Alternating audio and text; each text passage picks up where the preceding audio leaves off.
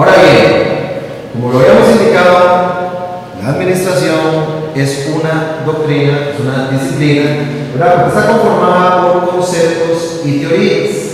Muchos pensadores, ¿verdad?, han hablado sobre la administración y sin duda alguna nos han dejado un gran legado a esta ciencia, a esta arte y a esta técnica. Muy bien, para llegarnos y remontarnos a la máquina del tiempo e ir hacia el pasado, ¿verdad?, se dice que siempre ha habido administración. Desde un pasado ha habido administración, ¿verdad? Hablaremos de eso en ciertos instantes, pero vamos a rescatar parte de las teorías de la administración, los enfoques de la administración, que fueron de una u otra manera, muchas personas han dejado legado, pero estos son los más relevantes. Hablaremos de Don Frederick Taylor, también conocido como el padre de la administración científica. Don Frederick Taylor fue una persona, ¿verdad?, que se preocupó en aquella época de la revolución industrial, donde se solían hacer, para explicarles en qué consistía la revolución industrial, era una época en la que la producción era lo primordial. Producir, producir, producir, producir, producir. Y mientras más produzcas, más ganancias tendrás. Mientras más produzcas, más dinero vas a tener y más estatus, incluso hasta social, vas a tener. Bueno, Don Frederick Taylor fue una persona que nos dejó un gran legado, padre de la administración científica o teoría científica de la administración. Don Frederick Taylor, en el pasado, ¿verdad?, bueno, incluso se me lo enseñaron, que él se sentó a ver que la gente de las empresas hacía casi que lo que quisiera. Había muchos empleados que no sabían ni qué era lo que tenían que hacer, hacían de todo. Habían personas que desperdiciaban su tiempo en otras cosas. Y de ahí que Don Frederick Taylor tuvo un análisis y un gran legado a lo que hoy llamamos el proceso administrativo. Como expliqué anteriormente, era planear, organizar, dirigir, controlar, integrar personal. Frederick Taylor fue uno de las personas que nos dejó más legado a ese proceso administrativo, igual que Don Henry Fayol, que ahorita vamos a hablar de él. En el caso de Taylor, padre de la administración científica, él incluyó una teoría de reducir tiempos y movimientos. Profesor, ¿qué consiste eso? Bueno, muchachos, él decía que si cada trabajador se dividía de acuerdo a las habilidades que cada persona podía tener, podía aumentar su productividad y por ende sería incluso más eficiente. ¿Qué es eficiencia? Ahorrar recursos para alcanzar los objetivos. ¿Qué es eficiencia? Ahorrar recursos para conseguir los objetivos. ¿Cuál es eficacia? ¿Verdad? Conseguir objetivos. Entonces, Don Frederick Taylor, ¿verdad?, en su teoría científica estudió tiempos y movimientos. ¿Qué queremos decir con eso? Que de igual manera es importante, muchachos, que en los programas ustedes analicen cada una de las teorías y a qué enfoque pertenece. Que sea la teoría clásica, que sea la teoría de las relaciones humanas, que sea la teoría de la motivación, cada una de ellas de qué habla y cada una de ellas cómo se clasifica. Es importante porque muchos estudiantes les decimos, mira, ¿cuál es la teoría clásica de la administración?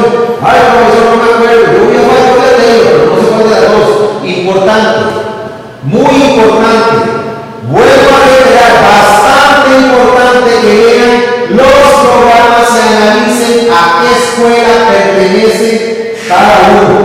De vital importancia, muchachos, para aprender en este curso. Cuando hablamos de Taylor y Fayol, ellos fueron o son incluso hasta considerados los padres de la administración, porque ellos nos han dejado legado el proceso administrativo, planear, organizar, dirigir, controlar e integrar En el caso de don Frederick Taylor, fue uno de los fundadores en parte de ese proceso administrativo, porque antiguamente se había dado por parte de filósofos, se había dado por parte de religiosos, legado a la administración.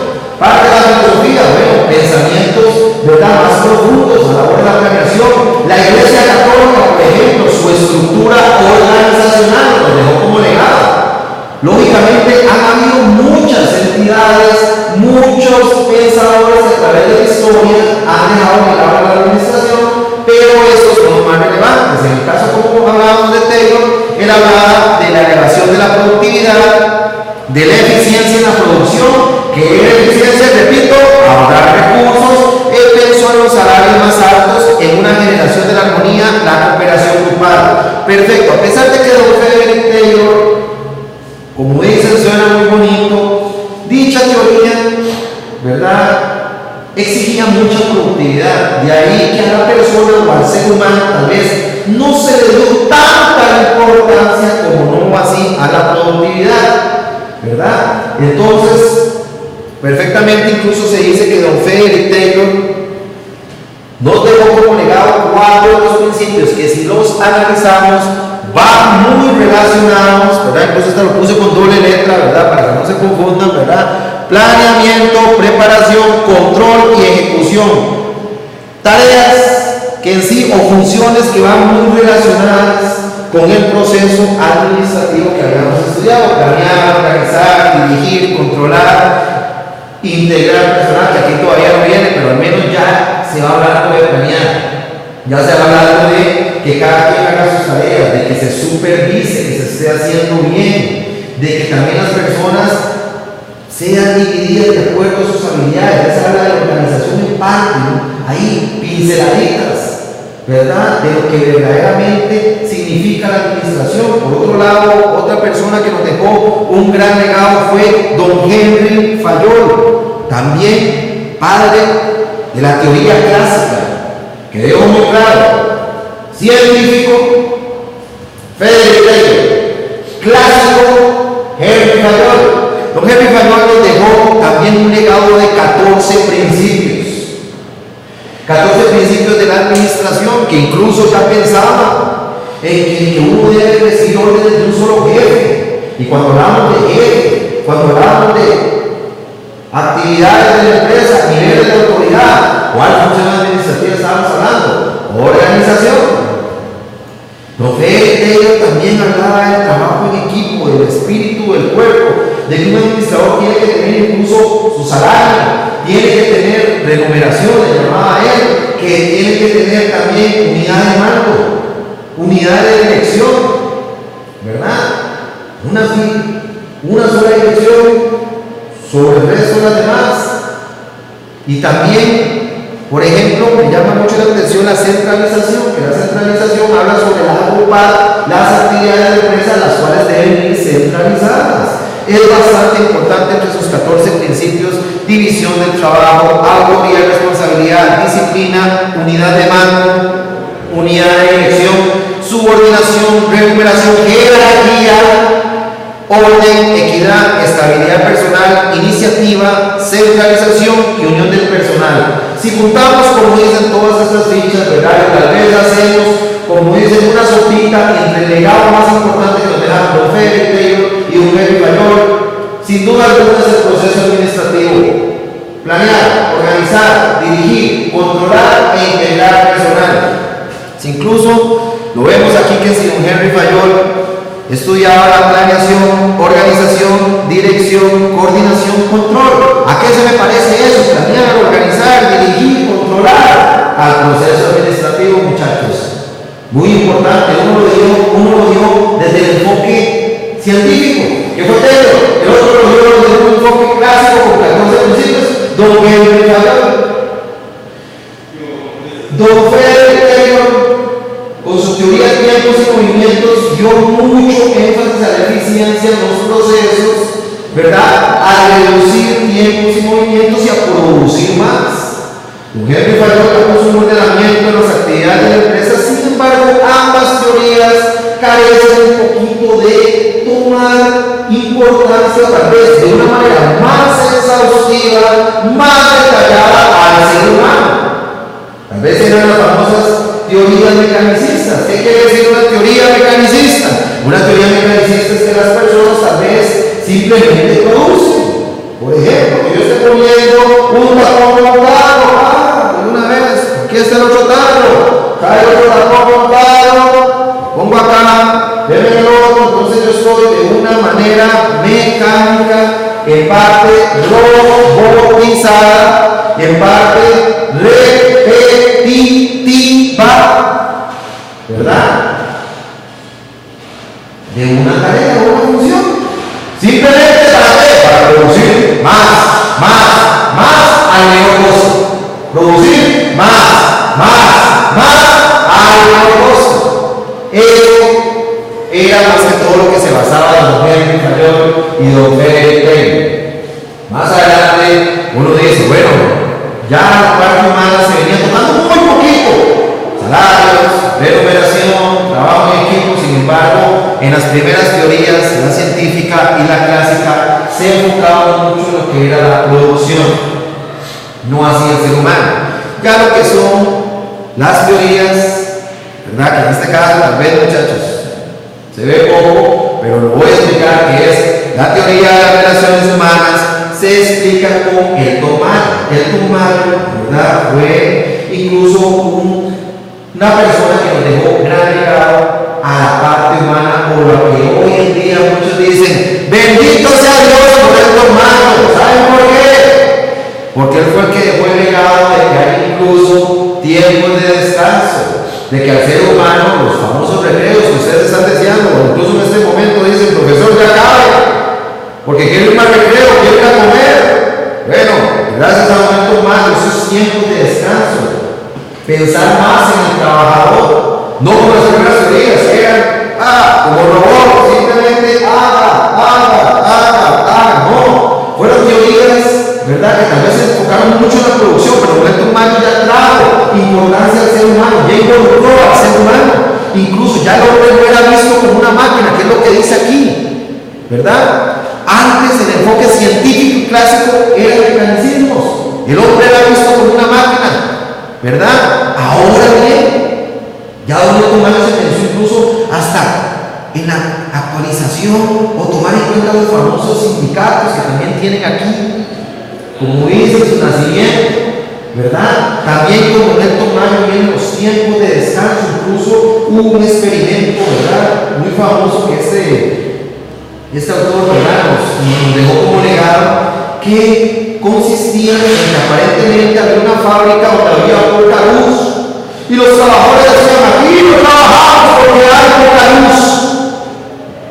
Y cuando mucha gente, desde el punto de vista de tener el mayor, le han dicho, no, despídalo, este trabajador no sirve, este trabajador no produce. Muerto el pelo, muerto la rabia, como dice un dicho popular, digo. No, ellos pensaron un poquito y dijeron, un momentito, digo, denle la luz que ellos ocupan.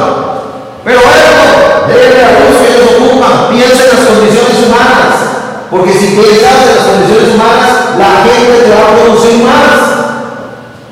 Entonces fue metido parte de la motivación. Resulta ser que le cambiaron las luces y los trabajadores se dan cuenta que trabajaron más. Parte un factor psicológico, como cuando nosotros tenemos abusotes, ¿verdad? Cuando la gente dice, mira, me voy a poner esta camisa porque esta camisa me da suerte. No, este pantalón no me lo pongo porque este pantalón siempre me cae un charco, ¿verdad? O la gente dice, los famosos avisotes, como llamamos popularmente los ciclos, ¿verdad? ¿No la gente pensó? Esto a veces resulta, muchachos, esto muchas veces resulta. Veces a mí me ha pasado que tal vez uno viene y dice, mira, voy a llevarme esto, porque siempre que me llevo esto, pasa algo. Y si no le va, ¿dónde está mi abusote? Porque si no las cosas no salen bien hoy. Muchachos, el Tomayo pensó en esta parte, ¿verdad?, psicológico. Que bueno, aquí se me cambió, pero ya lo vamos a arreglar.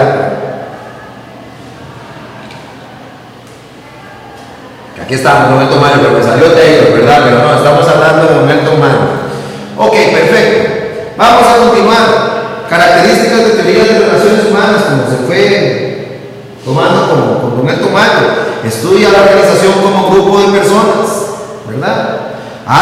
énfasis en las personas, se inspira en sistemas de psicología, en esas partes psicológicas que les dije, en esos episodios. Tomemos en cuenta al ser humano, tomemos en cuenta que el ser humano ocupa esas pequeñas motivaciones para producir más. Chicos, incluso esto me deja un legado al liderazgo, porque el liderazgo motiva a la gente, no solamente produzca, y con el arte en la mano, no solamente eso. Don Tomás ya decía, usted puede producir, usted vale la pena, ¿qué ocupás? ¿Qué incentivos querés? Ya se piensa en la parte humana. Como pueden ver, buen trato entre un jefe, como pueden ver en esta imagen, y el trabajador, perfectamente. Buen trato entre un jefe, que aquí lo voy a poner con el puntero en rojo, que casi no se ve, con su trabajador, perfectamente. Jefe, trabajador, en armonía. Ese corazón, buen trato significa, ¿verdad? Ok, perfecto. Continuamos. Otra persona que nos dejó un gran legado, a pesar de que ha sido muy criticado por muchos, de que mira, esto no fue tanto legado, esto también es lentitud, pero no, es Thomas Weber en la famosa teoría de la burocracia. No sé si ustedes han oído muchas veces que se hace mucha burocracia, esto es muy burocrático, esto es burocracia, a veces a los vecinos no sabemos ni qué es. Yo voy a pasar a una amiga, aquí donde quiero estudiar la administración, está haciendo una revisión y me dice, señor, ustedes son como burócratas. Y yo digo, sí, hay mucha burocracia, yo ni sabía ni qué era. Pero ¿qué es burocracia? Es burocracia, bueno, muchachos. Lo más breve, en la teoría de la burocracia, simplemente no es un mal legado que está dejado. Sin embargo, en organizaciones tan dinámicas y en entornos tan dinámicos como los que vivimos en la actualidad, esta teoría hay que tener mucho cuidado si se va a utilizar, o sea, será aplicada en ciertos procesos de buen legado a la burocracia, pero en ciertos procesos debe ser desechada. La teoría de la burocracia consiste en lo siguiente: la teoría de la burocracia que exige Max Weber es que todo debe seguir un orden específico. Me explico, todo debe ir cantidad de procesos y cantidad, ¿verdad?, de reglas cumplidas a cabalidad. Regla número 1 se cumple, regla número 2 se cumple, regla número 3 se cumple, regla número 4 se cumple. Entonces, ¿cuántos horas de burocracia? Como por ejemplo, cuando uno llega, disculpe señor, llega por eso una diligencia a este lugar. Disculpe señor, esto es un poco importante, sí, caballero, pero voy a pedir la ventanilla para que usted la atienda y me la trae timbrada. Llega a otra ventanilla, señor, es que acá me mandaron, sí señor, aquí se la timbramos, pero también vaya donde el jefe que allá se la va a firmar. Entonces yo digo, jefe, aquí está ya timbrada, dice que ocupa su firma, sí, aquí tiene mi firma, pero también ocupa la firma del presidente, vaya para allá. Me voy yo para allá, perfectamente ya tengo la firma, todas las firmas recopiladas, y ya el gerente me dice, bueno, perfecto, ahora devuélvase de nuevo hacia el departamento X para que también le haga otro sello. Entonces voy hacia el departamento X a que me den otro sello, y así sucesivamente, haciendo tal vez ese respeto a las normas, a los reglamentos, de manera estricta. Entonces eso es lo que llamamos como burocracia de Max Weber. Ya que igual aquí se me movió, ya aquí lo tenemos. Este es Max Weber, como pueden observar. De igual manera lo encuentran en antologías. Él es el creador de la burocracia. ¿Qué es mal legado? No es mal legado de la burocracia. ¿Por qué no es mal legado? Porque la burocracia es cierto, para que haya administración debe haber cierto respeto a los reglamentos, debe haber normas, debe haber controles, debe haber comunicación ascendente, descendente, ¿verdad? Pero el problema de Max Weber es el que él quiere que las cosas sean siempre así. En un entorno tan dinámico pueden haber reglas, pueden haber reglamentos, pero no tienen que ir a cabalidad. ¿Por qué? Porque en unos entornos tan dinámicos los procesos se hacen más lentos, y muchas veces eso pasa en ciertas empresas. Ustedes van y resulta ser que, mira, no, tengo que tomar café de tal hora. Disculpe, pero usted está desocupado, no me puede atender. No, porque faltan 25 segundos para que termine mi hora de café, y yo respeto mi hora de café. Eso es burocracia.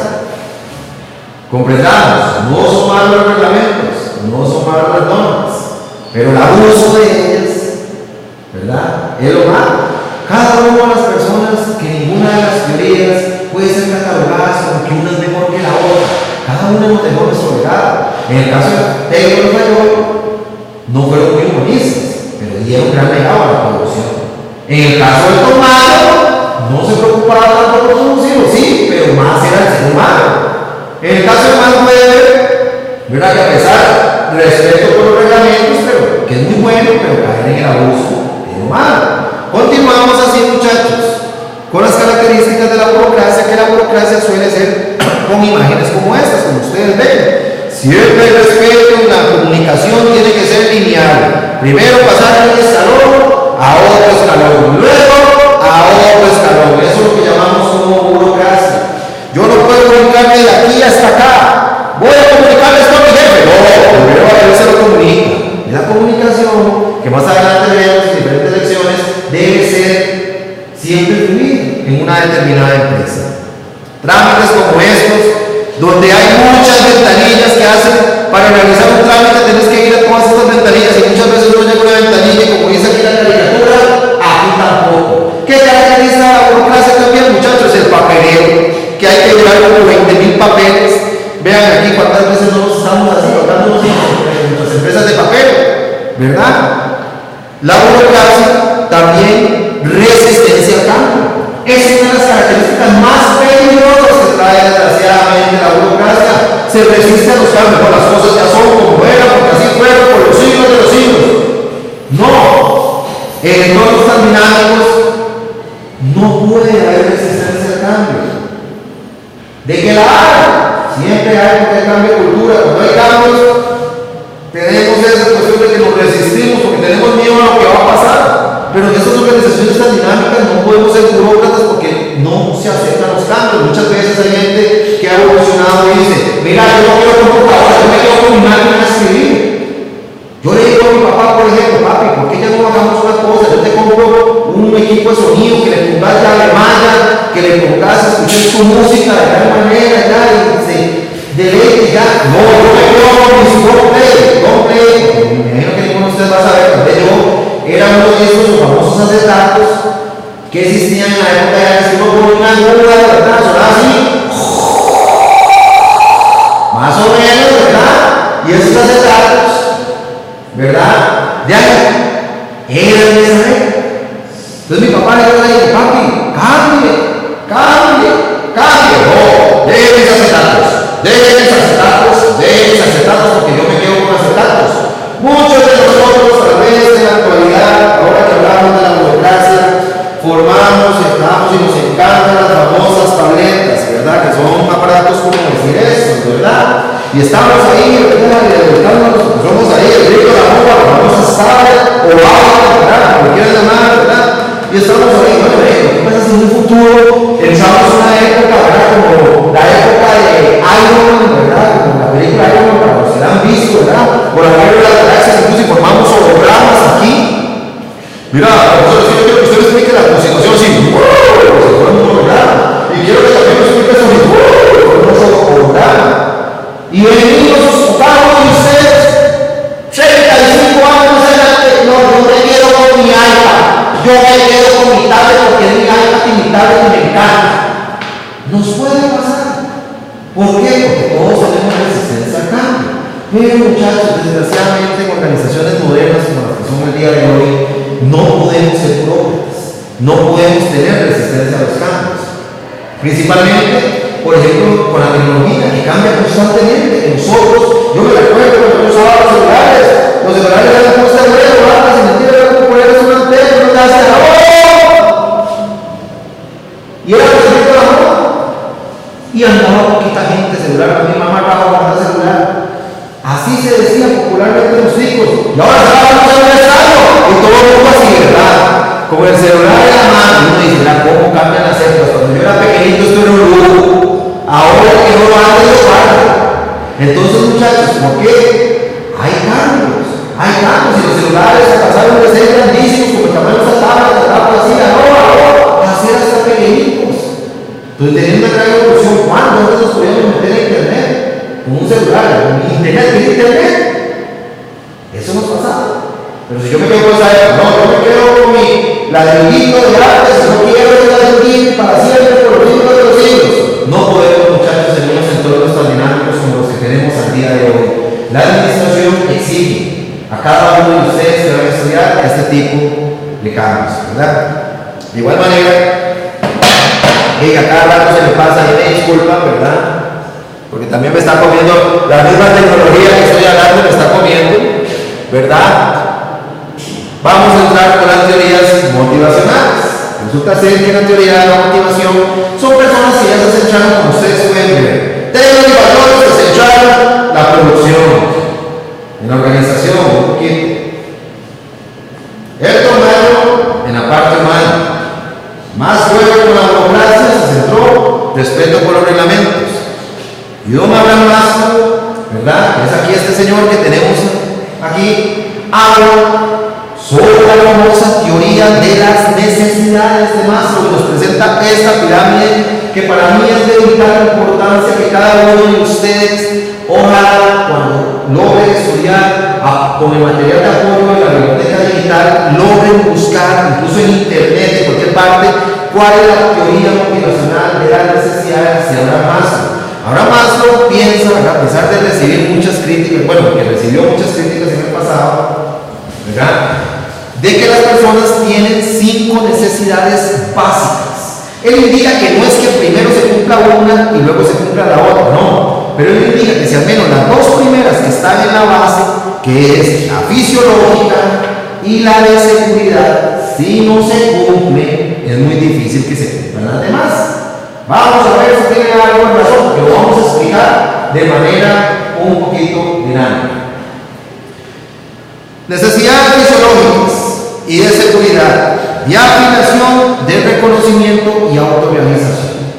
Son las 5 necesidades. En el caso de la fisiológica, respiración, alimentación, descanso, sexo, homeostasis. Bueno, todas esas forman parte de nuestras necesidades físicas.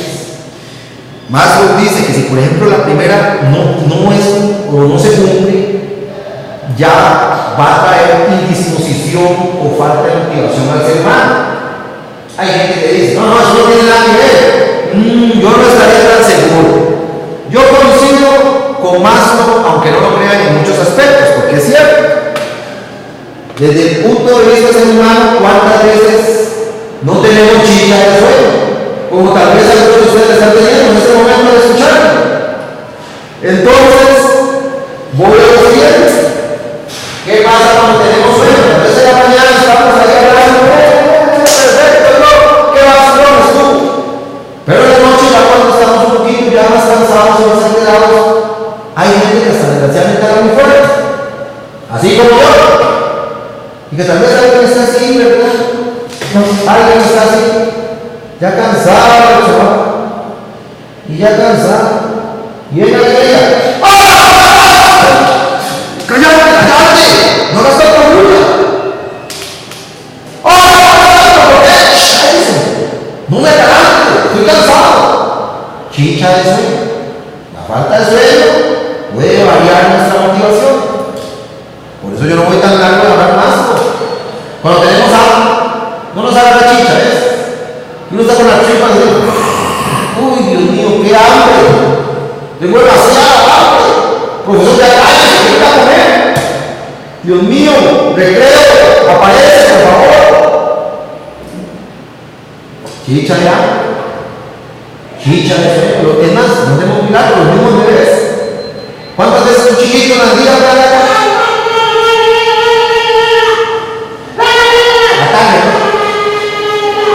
Y en la noche se dice, papi, la. ¿Por lo que la. Pero la. Y la no va a ir la. El sueño es una necesidad que según Abraham Maslow se debe de cumplir. Vamos con una necesidad que habla de la seguridad. Cuando nosotros nos sentimos seguros, incluso puede ser hasta en un estadio que nos sintamos a gusto, donde estamos, que nos sintamos protegidos, pero desde el punto de vista organizacional hablamos de seguridad. Incluso la antología de Harold Dawes nos muestra que cuando hablamos de seguridad es seguridad en el puesto, que la persona se sienta segura en el puesto de trabajo que desempeña. Por ejemplo, en el caso hay personas que tal vez dicen, mira, yo trabajo el día al día, pero yo no sé cuándo me van a echar, o no sé si un pronto mucho me echan porque no tengo estabilidad en este sentido laboral. Entonces, suele darse esta situación. Suele darse situaciones en las que la seguridad en el puesto significa que yo voy a tener un puesto y me voy a sentir seguro. Qué lindo sería que el trabajo me diga, mira, vos después de 4 años quedas fijo, ya trabajando para nosotros, cotizando tu pensión. No que estemos en una empresa que digamos, ay mira, dentro de un año liquida, dentro de 6 meses van a liquidar, dentro de 3 meses van a liquidar, porque eso afecta nuestra motivación. Entonces ahora más no habla tan largo de eso. Ya habla de afiliación. Esta necesidad habla sobre la amistad, el afecto, la intimidad sexual. Por ejemplo, habla de sentirnos amados, de sentirnos queridos. O sea, ya no es, por ejemplo, en el caso, ¿verdad? Como habla Maslow, descanso, sexo, homeostasis, igual, la amistad, el afecto, la intimidad sexual, en el sentido ya no como necesidad fisiológica, ¿verdad? Sino como necesidad de afecto, de estar con esa persona. Como cuando uno a veces dice, mira, ¿verdad? Es que quiero sentirme querido, llega una ahí, ¿verdad? Y tal vez a esa, la abuela se le queda a uno y dice, ¿qué le pasa? Sí. Quiero estar chingado hoy, por favor, ¿verdad? Y a los hombres nos pasa muchas veces, no puedo ver tampoco los fuertes o los duros. Me parece que vos delante de los hombres. No, yo no toco eso, pero también lo ocupamos. Mujeres y hombres ocupamos esa amistad, ese afecto. Cuando hablamos de reconocimiento, es la confianza, el respeto, el éxito, una muy importante necesidad que ojalá la cumplamos. Cuando nosotros llegamos a nuestro trabajo y nos dicen, hiciste bien, bastante bien, te felicito. Eso es una necesidad que ocupamos y nos cubre. Y finalmente, la que más cuesta, llegar a la autorrealización. Como dice, la aceptación de los hechos, la resolución del problema, la falta de prejuicios. Cuando la persona ya se siente en su máximo esplendor, yo me siento autorrealizado, me siento contento donde trabajo, donde estoy, con mi carrera, con mi salario, con mis hijos, con mi familia, con mi esposa, con mi comida.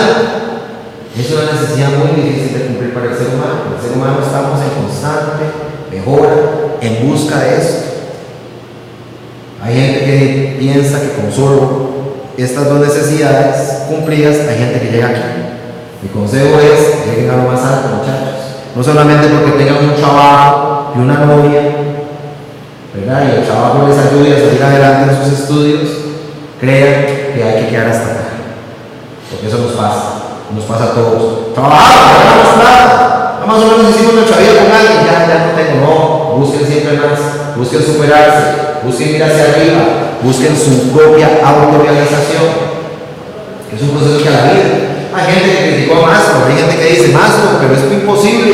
Hay gente en Sudáfrica que se ha dado cuenta de que padece de hambre y es gente social. Usted dice que si estas dos no se cumplen, ya es muy difícil que se cumplan las demás. Pero hay gente en Sudáfrica que padece de hambre y cuando usted llega, lo atiende, ¿verdad? Casi como cualquier ser humano, ¿verdad? Que a pesar de sus largas necesidades, a pesar de su desgracia, te atienden de manera feliz. Maslow ha sido criticado por lo mismo, porque piensa que tal vez una necesidad, si estas dos no se cumplen las demás. Y hay gente que puede decir, yo me siento así autorrealizado. Así, sin hacer nada, me siento autorrealizado. Pues eso es un problema que tal vez ha traído crítica a la necesidad de Maslow, pero yo les digo así, producido con Maslow en muchos de sus aspectos. Muchas de estas necesidades tienen que ver con nuestra motivación. Continuando, muchachos, con las teorías de la motivación, ¿verdad? Hablaremos, ¿verdad? De también Don McGregor, con su famosa teoría X y Y. De manera breve, vamos a resumir que la teoría X es aquella teoría, ¿verdad?, que exige, ¿verdad?, al trabajador. Es una teoría que tal vez piensa que por medio de castigos o represalias el hombre va a producir más. Y hablo más muchas veces de hombre, hablemos de ser humano, hombre y mujer. Piensan que hay que el ser humano por naturaleza es vago, El ser humano por naturaleza hay que reprimir. El ser humano por naturaleza hay que exigirle. El ser humano por naturaleza debajo hay que lastigarlo si es posible para que cumplan los objetivos. Parte de esa teoría exige un poquito y no es de la motivación. Y se dice que tal vez es una teoría que entra dentro de la motivacional porque a uno le dice el salario para eso usted le paga. El salario es su motivación. La teoría Y, por el contrario, piensa que el ser humano toma ya importancia en el proceso de toma de decisiones. Por ejemplo, esta teoría Y que dice que las personas son dirigidas y aceptan ser dirigidas, les gusta ser dirigidas. Mientras que en la teoría Y, las personas son capaces de autodirigirse, son capaces de participar en un proceso de toma de decisiones. Las personas, ya el salario no es su única motivación, sino el ser humano puede participar en el proceso de toma de decisiones, como dice aquí. La gente ejercerá autodirección, la persona puede ser capaz de autodirigirse, no solamente ser dirigido. En la teoría hay que la gente espera incluso ser dirigida. En esta dice el jefe, tomemos juntos esta decisión. Parte es lo que se explica de una manera así, como dice, ¿verdad? Resumida, de lo que significa la teoría X y la teoría Y. Bien, muchachos, hablamos de los factores de Herzberg. Herzberg, en palabras sencillas, da dos factores: factores higiénicos o insatisfactores, y en este caso también los factores motivadores. En el caso de los factores higiénicos, por así decirse, que salga un momento del foco, como dicen, para que ustedes lo puedan observar. En el caso de los factores higiénicos, Herzberg dice que es todo aquello que su presencia no motiva, pero su ausencia causa desmotivación. Por ejemplo, ¿qué? Hablemos por ejemplo del salario. El salario, muchachos, lógicamente, cuando nosotros entramos a trabajar, ya tenemos salario. Pero conforme pasa el tiempo y ustedes tal vez tengan edad, ¿verdad? Por mejores años, ya uno no va al cajero y dice, ¡oye, ponemos salario! ¡Oye, ponemos salario! No, ¿verdad que no? Ya uno dice, no, mira, ¡salario, sí! Agua, luz, celular, internet, cable, pago esta colonia, ahorro esta camisa, ahorro estas tenis, ahorro esto. Entonces el salario es parte ya de nuestra vida, ya su presencia no motiva. Porque yo no voy, ¡salario! No, yo no hago. No sé si me entienden, no voy a explicar, yo voy a... Está buena la situación, voy a ir a cobrar el salario. Pero su ausencia causa desmotivación. ¿Qué pasa si alguien me dice, Andrés, estás despedido, ya no vas a tener más salario? Ni quiera yo, y ni quiera Dios tampoco. Sí, caigo a Cristo como es. De igual manera, puede pasar que venga una persona y ya se nos pasa con un celular, nadie lo toca, pero llega un momento en que ya muchas cosas se convierten en insatisfactorias. Ya el celular ya lleva 2 años de estar conmigo, ya ahí lo dejo, como dicen, ya me hago miedo, se queda ahí, celular, pero no se deja, ahí está el celular, misma madre siempre. Pero ¿qué pasa si viene alguien y lo roba?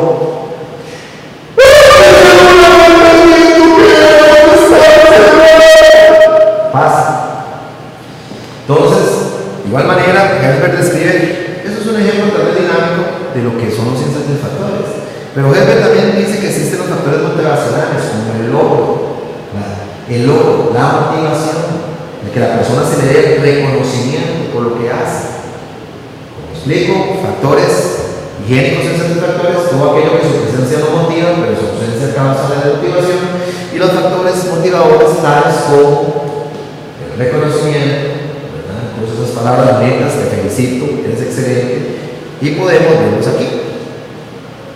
Factores de motivación: interés en el trabajo, responsabilidad, reconocimiento, realización y avance y crecimiento.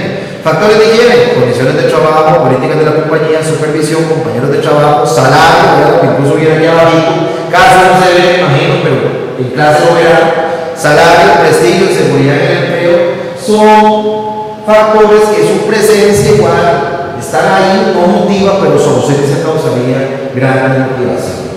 Continuando con las teorías, muchachos, hablaremos de la teoría Z de William Osh, casi no me equivoco, ¿verdad? No sé mucho japonés, ¿verdad? Entonces, la teoría Z, simplemente, muchachos, para mí es uno de los grandes legados que deja un estudioso japonés, porque es curioso. Japón siempre ha creído en el trabajo en equipo y trabajo en comunidad. William Osh nos da con la teoría Z un ejemplo de que trabajando en equipo y trabajando en comunidad alcanzamos lo imposible. ¿Por qué? Porque empresas no es burocracia o capitalismo. Los ricos serán más ricos y los pobres más pobres. No, ellos, si yo soy rico, tú también serás rico igual que yo. Si el gerente está bien, pues el empleado también tiene que estar bien. Si el empleado está bien, el gerente estará bien. Ese trabajo en equipo, el trabajo en comunidad. Yo muchas veces explicaba esta teoría en antiguas clases, dando un ejemplo de la película de Pearl Harbor. Rápidamente, muchachos, Pearl Harbor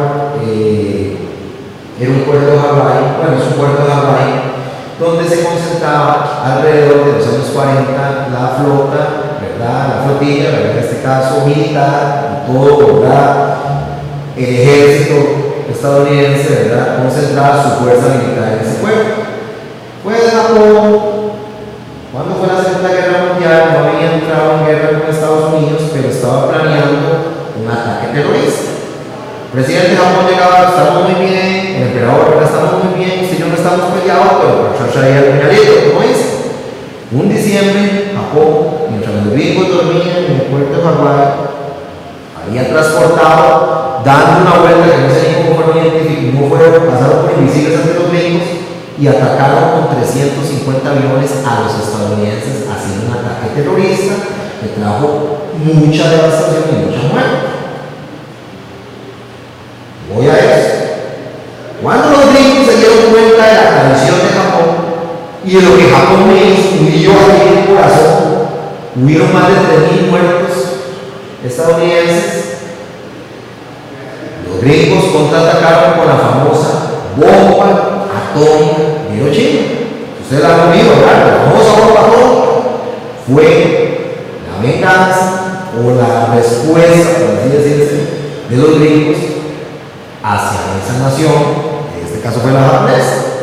Pues ustedes ven el fronte de Japón, Japón quedó devastado, quedó en ruinas.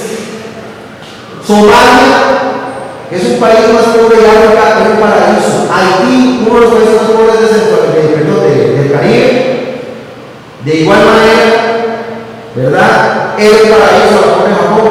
Pero extrañamente, muchachos, Japón hace 50 años estaba en ruinas y en 50 años se convirtió en una potencia mundial. ¿Cómo ahora? Trabajo en equipo, trabajo en comunidad. Para mí es importante que cada uno de ustedes tenga eso en sus mentes, porque sí, desgraciadamente nuestra cultura costarricense, lo digo como legado, suele ser de que yo quiero triunfar pero que el enemigo no triunfa. No, muchachos, nos vemos en equipo, trabajemos en equipo, trabajemos en comunidad. Los japoneses, véanlo así, con una carretera que se devastó con un pasado terremoto que hubo. Se devastó una autopista que uno dice, ya de aquí, ya sí quedó, 15 días se iba a reponer. No, disculpe, una semana. Esa autopista se levantó de nuevo. Pueden buscarlo en internet, incluso en las redes, y darse cuenta que no les estoy, como ese, dando solo a no. Pero aquí, ¿qué pasa? ¿Qué pasa con la cuenta de la platilla? ¿Qué pasa con un juego? ¿Qué pasa con un proceso? Estamos esperando desde hace 3 años. ¿Qué pasa con una operación con el seguro social? Ese de cuenta, muchachos, que si trabajamos por nosotros mismos, nada más para lo que a mí me interesa, es muy difícil. Trabajamos en equipo, podemos llegar a estar muy alto. Continuando, ¿verdad? con el enfoque de los sistemas. El enfoque de los sistemas verdaderamente es un enfoque que para mí es de vital importancia, porque nos explica que incluso en la administración hablamos de la armonía. La armonía incluso consiste en que distintas partes funcionen en conjunto para alcanzar un objetivo. Un sistema, incluso para los que han estudiado informática, se define de la siguiente manera. El sistema es un conjunto de elementos dinámicamente relacionados para alcanzar un fin o alcanzar un objetivo. En la administración es igual. ¿Qué pues son ejemplos de sistemas? Bueno, los sistemas tienen características como las siguientes: hay entrada, hay salida, hay un proceso, hay retroacción y hay relación con el medio ambiente. Eso es referencia a la administración. Eso es cierto. ¿Por qué? Porque, por ejemplo, vamos a tomar en cuenta que este controlcito que tengo aquí es un arbolito. Este arbolito entra a la fábrica, es procesado, al final este arbolito se convierte en una silla y vuelve a ingresar a la empresa no como silla, sino como dinero. Y en todo esto, un sistema va a pasar en constante relación con el medio ambiente que lo rodea. Sistema significa conjunto de elementos que dinámicamente funcionan entre sí o en conjunto para alcanzar una meta o un objetivo. Ejemplo: nosotros tenemos sistema respiratorio, ¿verdad? Sistema respiratorio de igual manera tiene entrada, ¿verdad? La nariz o la boca, respiramos, oxígeno, exhalamos dióxido de carbono. Mientras que las plantas es al revés, inhalan nuestro oxígeno, exhalan, ¿verdad? No, inhalan nuestro dióxido de carbono, perdón, y exhalan oxígeno.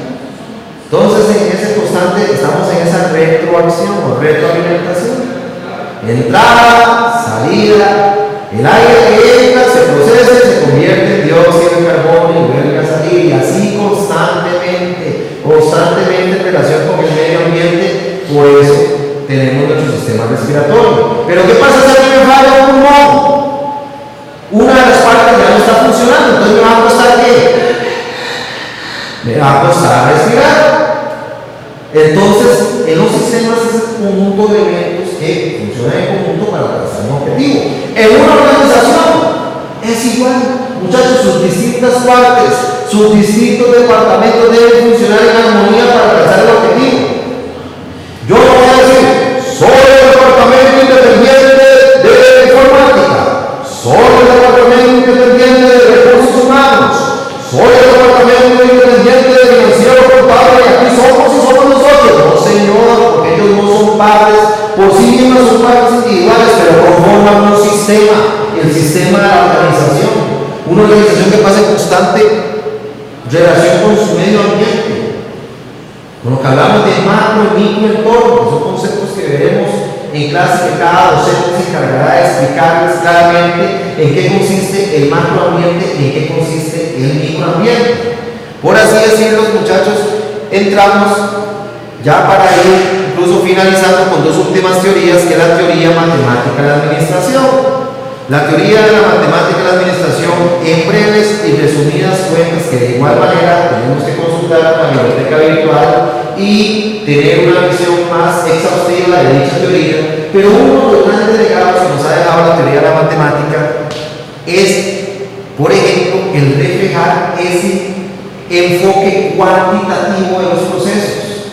¿Cuál es el enfoque cuantitativo, muchachos? La contabilidad, por ejemplo.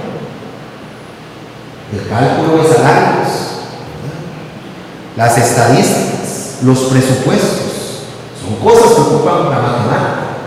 Esos son enfoques cuantitativos, de manera que podemos contar con números lo que tenemos, lo que hacemos, medir con números lo que hacemos. Entonces la administración tuvo un gran enfoque con la matemática en ese sentido. En el sentido que enfoque cuantitativo, legado cuantitativo, lo que fue la teoría de la matemática de la administración.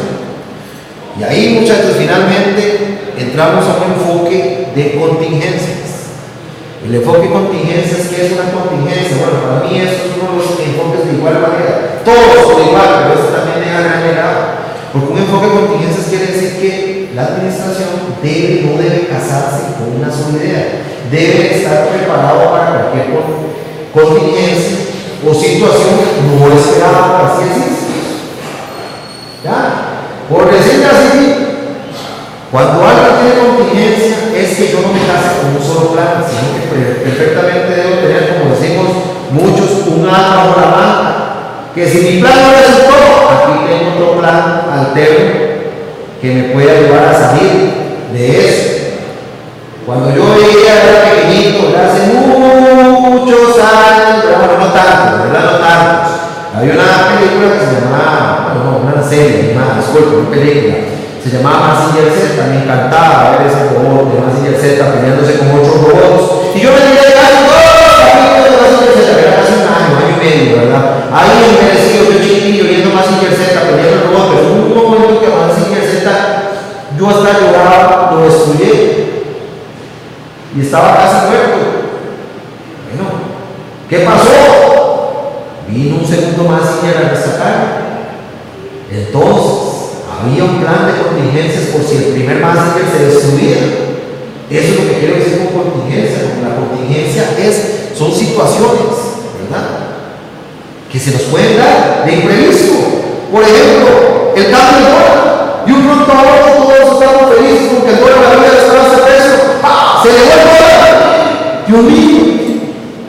Vaya gente dice, mira, yo estoy ganando mi banco, ganancias. Hay gente que dice, Dios mío, estoy perdiendo.